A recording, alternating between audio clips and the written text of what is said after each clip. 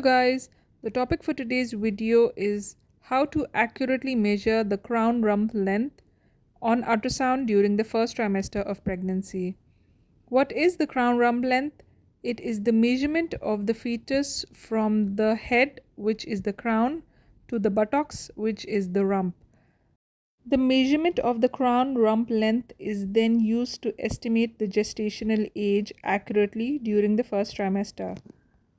Now in this image taken from the book Requisites of Ultrasound, you can see the embryo measurement of the crown rump length by cursors positioned on top of the head and bottom of the rump.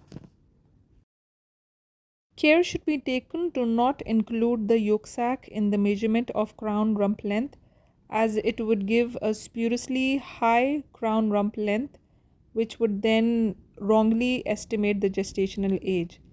In this image, you can see the yolk sac is included in the measurement of crown rump length.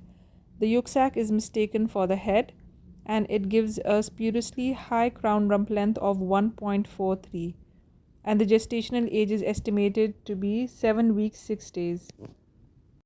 Now in the same embryo, when the scan plane was adjusted to exclude the yolk sac, the crown rump length came out to be 1.2 centimeters, and the gestational age was estimated to be 7 weeks 3 days. So that's a 3-day difference of inaccuracy in the gestational age. So I hope with this video now you will calculate the CRL or the crown rump length correctly. So this sums up my video for today. Please like this video and subscribe to my channel, and inshallah I'll come up with more such content. Thank you.